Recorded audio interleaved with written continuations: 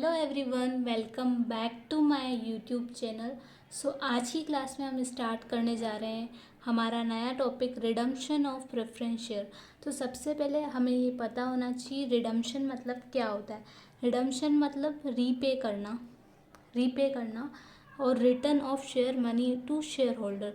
जो भी मनी हमने शेयर होल्डर से ली है उसको वापस से देना इस रिडम्पशन को हिंदी में हम भुगतान बोलते हैं। भुगतान करना मतलब प्रेफरेंस शेयर से जितनी भी कैपिटल हमने ली है उसको वापस से देना इस रिडम्पशन।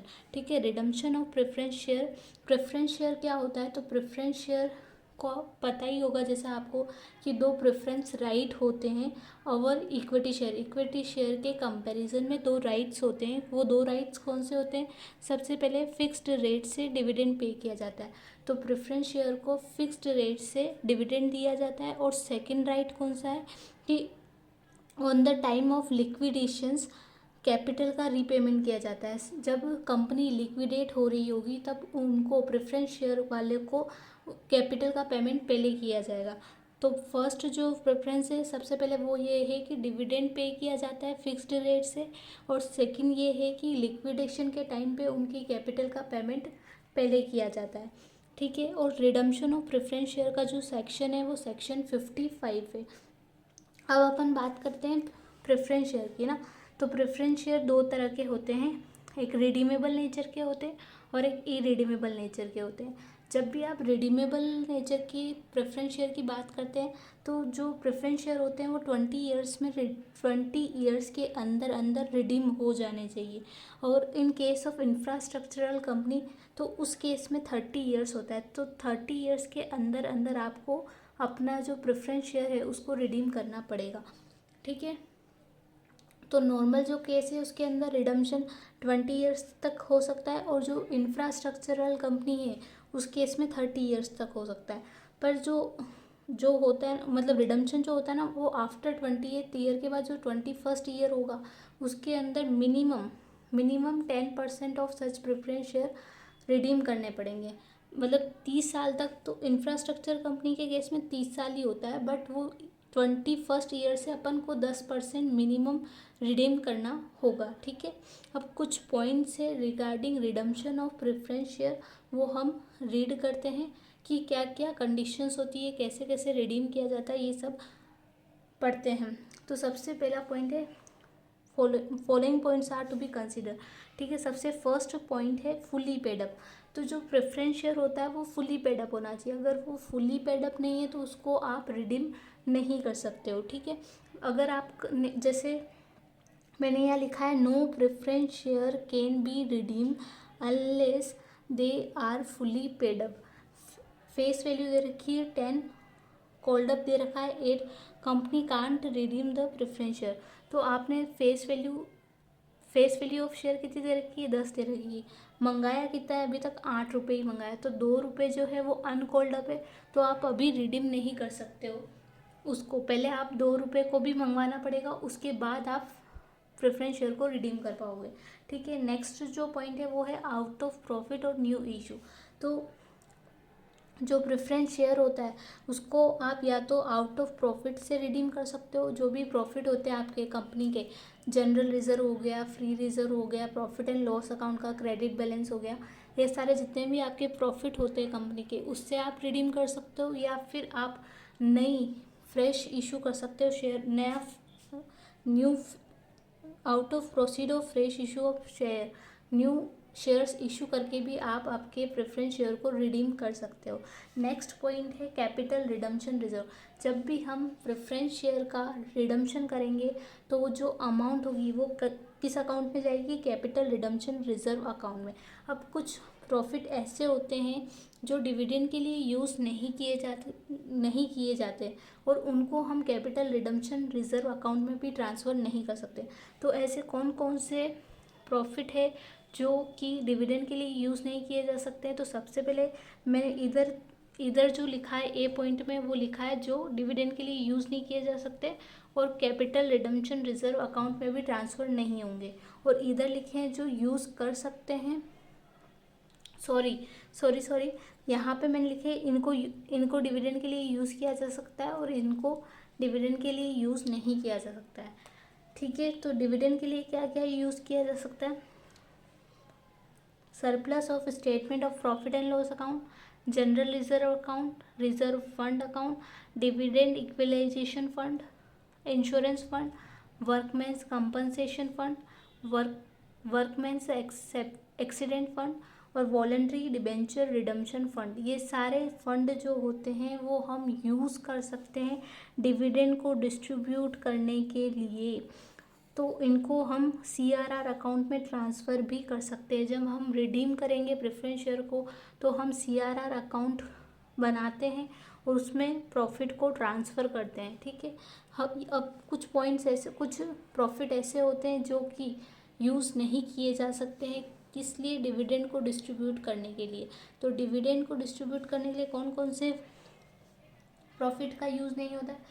तो सबसे पहले है सिक्योरिटी प्रीमियम अकाउंट, नेक्स्ट है कैपिटल रिजर्व, थर्ड है शेयर फॉरफिट अकाउंट, फोर्थ है profit prior to incorporation, fifth है डेवलपमेंट रिबेट रिजर्व। ये सारे प्रॉफिट जो है वो डिविडेंड को डिस्ट्रीब्यूट करने के लिए यूज़ नहीं लिए जाते और इनको आप कैपिटल रिडम्पशन रिजर्व अकाउंट में ट्रांसफ़र भी नहीं कर सकते हैं। ठीक है, अब नेक्स्ट जो पॉइंट है वो ये है कि the redemption of preference share by a company shall not be taken as reducing amount of its authorised share capital. The share so redeemed shall part of authorised capital in a balance sheet. Company shall have power to issue up to nominal amount of share redeem. इस line का ये मतलब है, जैसे भी मतलब अगर आप प्रेफरेंस शेयर को रिडीम करते हो तो भी आपकी ऑथोराइज्ड कैपिटल जो होगी ना वो कम नहीं होगी। ऑथराइज्ड कैपिटल कम नहीं होती है। ऑथराइज्ड कैपिटल किसको बोलते हैं? जो कि कंपनी के मेमोरेंडम में लिखी हुई होती है, मतलब मैक्सिमम अमाउंट ऑफ कैपिटल होता है, जिसको हम नॉमिनल कैपिटल भी बोलते हैं और रजिस्टर्ड कैपिटल भी बोलते हैं। ठीक है, तो वो कम नहीं होगी। मतलब अगर जितने के आपने प्रेफरेंस शेयर को रिडीम किया है ना उतने ही शेयर आप वापस से इशू कर सकते हैं। ठीक है, next point is if new share issued for the purpose of redemption of preference share it will not be treated as increased capital. अगर आपने कोई नया शेयर्स इशू किया है तो वो आपकी कैपिटल में इंक्रीज्ड नहीं होगा। मतलब अगर आप उससे आपकी कैपिटल इंक्रीज़ नहीं होगी। क्यों? क्योंकि आपने शेयर्स इशू इसलिए किए ताकि आप रिडम्पशन कर सको किसका? प्रेफरेंस शेयर का। तो इससे आपकी कैपिटल जो होगी वो इंक्रीज्ड नहीं होगी। नेक्स्ट पॉइंट है redeemed preference share must be redeemed with in 1 month of the issue of new share. तो इसमें ऐसा बोला है अगर आपने कोई न्यू शेयर इशू की है तो आपको अपने प्रेफरेंस शेयर को रिडीम कर देना पड़ेगा विद इन 1 मंथ। ठीक है, next point is after the redemption of preference share the company must send the information in this regard to the registrar of the company within 30 days। After the redemption of preference share को अगर आपने redeem कर दिया तो आपको registrar of company में ये information देनी पड़ेगी विद इन 30 days के अंदर। नेक्स्ट पॉइंट लिखा है redeemable preference share can not be redeemed bye issuing debenture. तो मतलब अगर आपको प्रेफरेंस शेयर को रिडीम करना है तो आप डिबेंचर को इशू नहीं कर सकते। उसके लिए आप शेयर के मतलब न्यू शेयर इशू कर सकते हैं बट डिबेंचर को इशू नहीं कर सकते। क्यों? क्योंकि डिबेंचर जो होती है वो आपकी आउटसाइड लायबिलिटी होती है और उसके ऊपर फिक्स्ड रेट से आपको इंटरेस्ट देना पड़ता है। इस वजह से आप डिबेंचर को इशू नहीं कर सकते हैं। किसको रिडीम करने के लिए? प्रेफरेंस शेयर को रिडीम करने के लिए।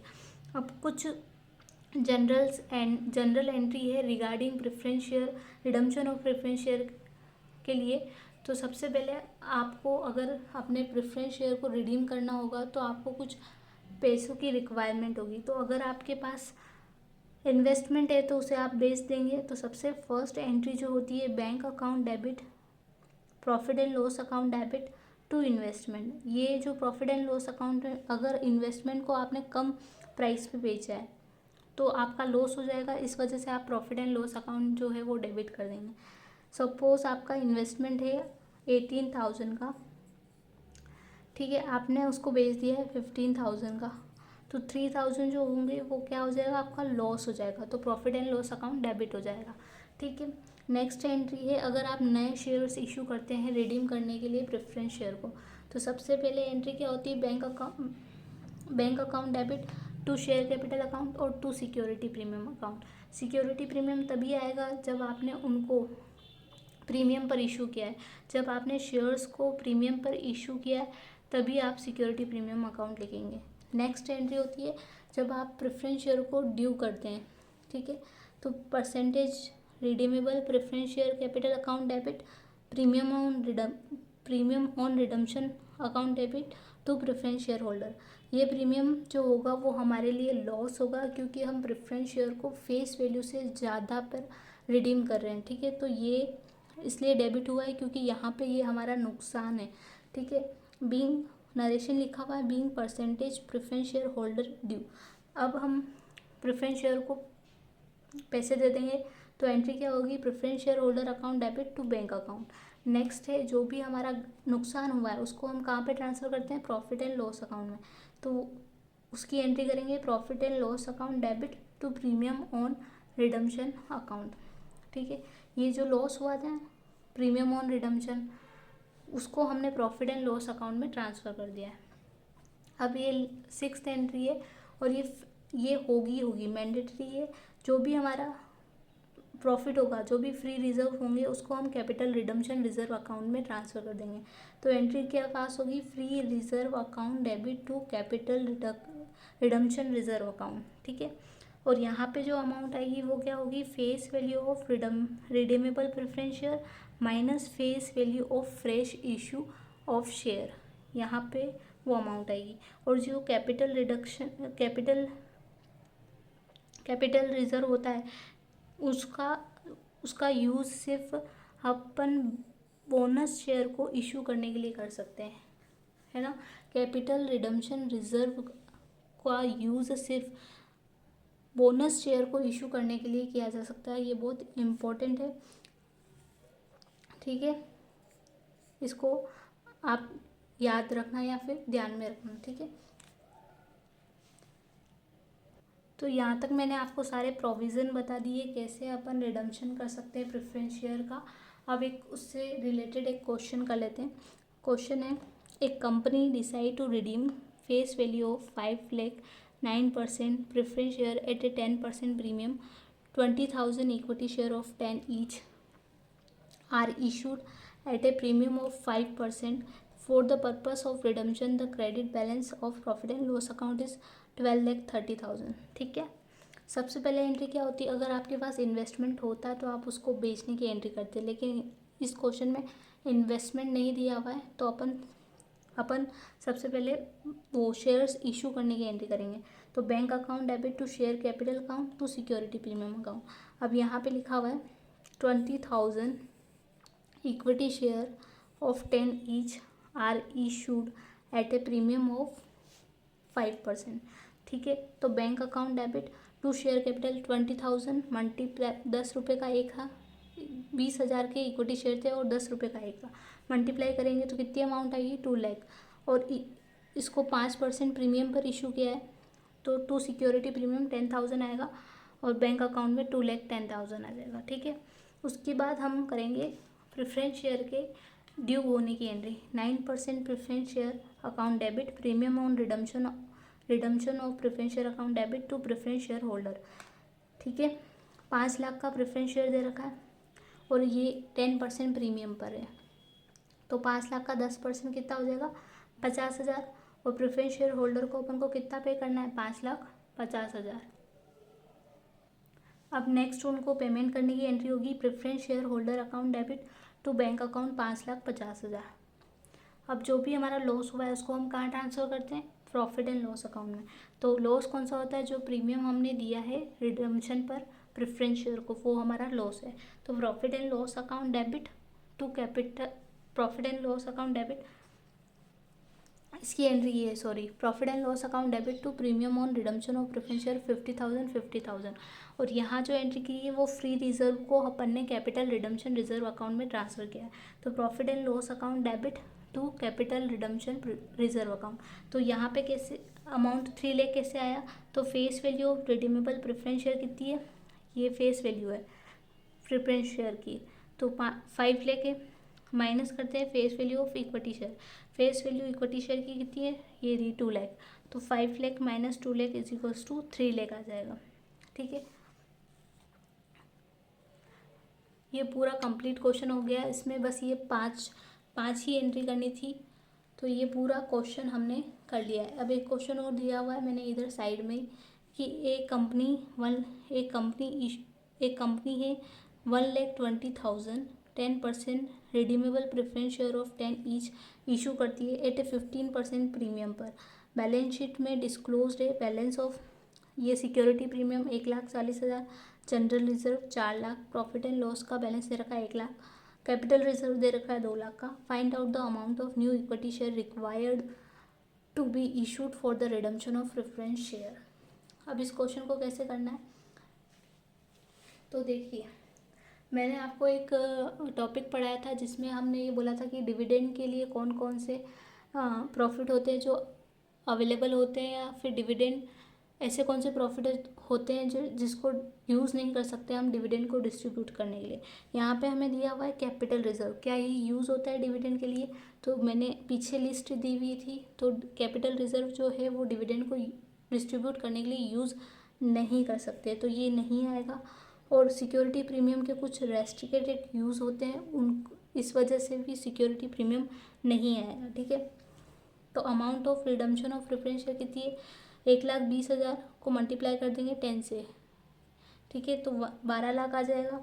माइनस कर देंगे प्रॉफिट एंड लॉस अकाउंट का बैलेंस, 1 लाख दिया हुआ है, और जनरल रिजर्व का बैलेंस दिया हुआ है 4 लाख, तो टोटल कितना आ जाएगा 7 लाख। तो अमाउंट कितनी रिक्वायर्ड है न्यू शेयर्स इशू करने के लिए, 7 लाख रिक्वायर्ड है। ठीक है,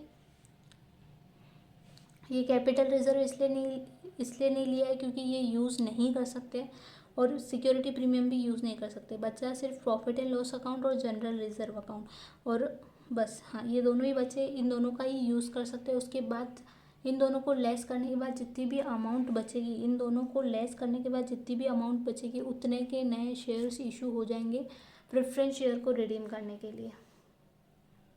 एक नया क्वेश्चन है, एक क्वेश्चन और कर लेते हैं हम ताकि अच्छे से प्रैक्टिस हो जाएगी हमारी। तो क्वेश्चन है, C limited had 3,000 redeemable preference share of 100 each fully paid up, the company had to redeem these share at a premium of 10%, 25,000 equity share of 10 each at par, और 1,000 14% debenture of 100 each pass the general entry. देखो सबसे पहले entry क्या होती है, new shares issue करने की, है ना, इन्वेस्टमेंट हमारे पास है नहीं तो हम बेच नहीं रहे, तो सबसे पहले एंट्री क्या होगी, न्यू शेयर्स इशू करने की। तो क्या होगा, bank account debit to share capital account. Premium तो नहीं है ना, प्रीमियम नहीं है, ठीक है, हाँ प्रीमियम नहीं है, तो यहाँ पे आ जाएगी 25,000 इक्विटी शेयर इशू किए 10 ईच के, तो कितना आ जाएगा 2.5 लाख आ जाएगा। ठीक है, बीइंग न्यू शेयर इशूड,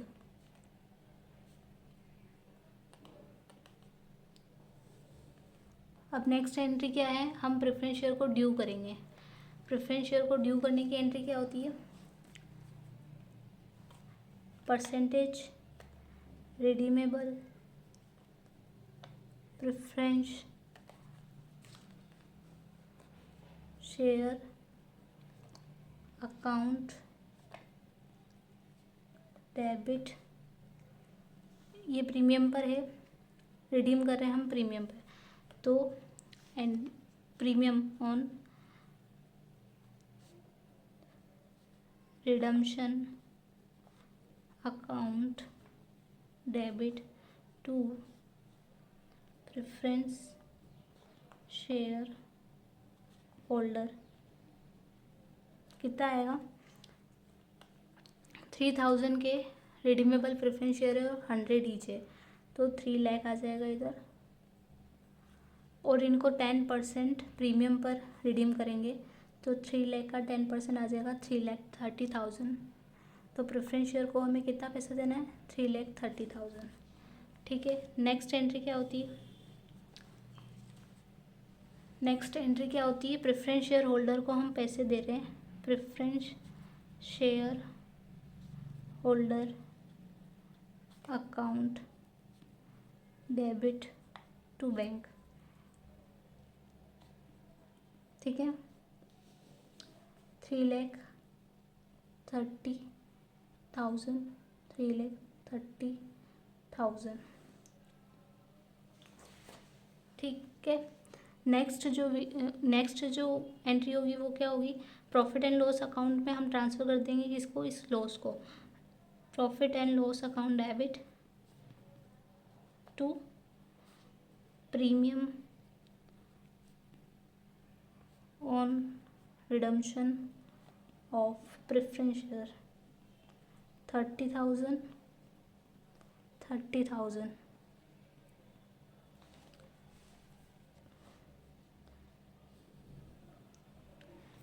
अब हम हमारे फ्री रिजर्व को ट्रांसफ़र करेंगे कहाँ पे? कैपिटल रिडम्पशन रिजर्व में। तो क्या एंट्री होगी? Profit and loss account debit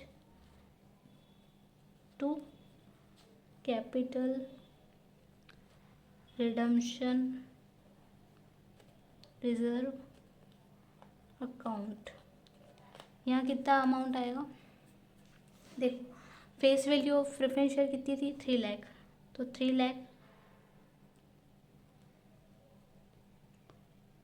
minus new shares कितने के इशू किए हमने? ये देखो, न्यू शेयर इशू किए 2.5 लाख के। तो वह फेस वैल्यू आ जाएगी उनकी 2,50,000।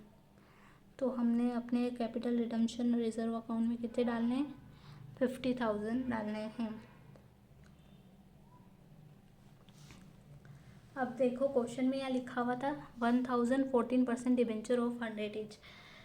वैसे इसकी जनरल एंट्री तो पास होनी चाहिए, पर मैंने पास नहीं की क्योंकि मैं भूल गई थी।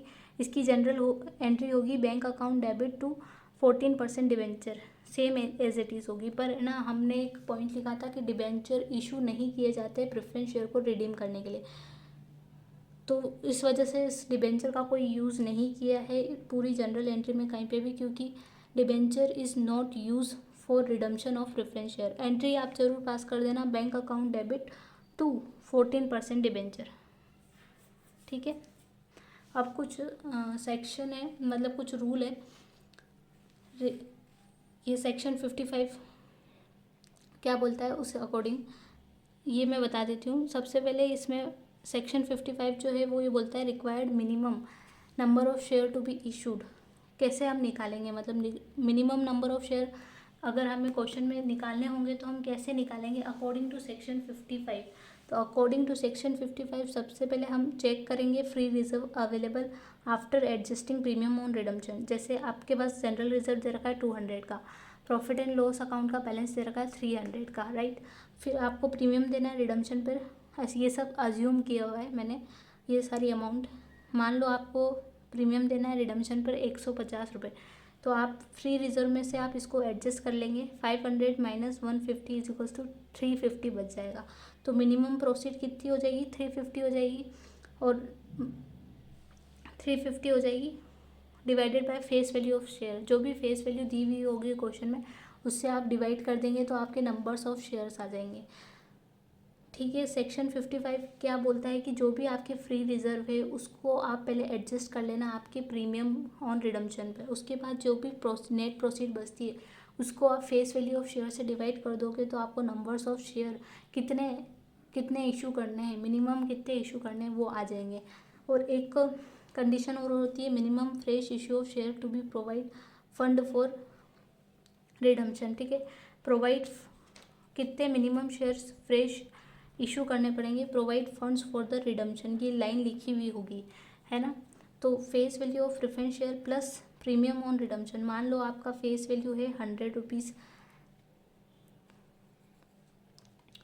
और प्रीमियम आप पे करते हो कितना? 20 रुपीज़। तो नंबर ऑफ़ शेयर्स कितने हो जाएंगे, number of shares is equals to fund required divided by issue price. तो 120 आ जाएगा, फंड्स रिक्वायर्ड कितना है आपको 120 और डिवाइडेड बाय इशू प्राइस, जो भी फेस वैल्यू होगी और कोई प्रीमियम होगा उन दोनों को ऐड करेंगे तो इशू प्राइस आ जाएगा हमारा। ठीक है, ये पूरा टॉपिक अब कंप्लीट हो चुका है, पूरा मैंने redemption of preference share cover करा दिया है, मैंने मेन पॉइंट बता दिए, जनरल एंट्री करवा दी और 2-3 क्वेश्चन भी आपको सॉल्व करवा दिए। तो मतलब आज की वीडियो में सिर्फ इतना ही, मिलते हैं जल्दी नेक्स्ट वीडियो में। वीडियो पसंद आई तो प्लीज़ लाइक कीजिए और चैनल को सब्सक्राइब कीजिए।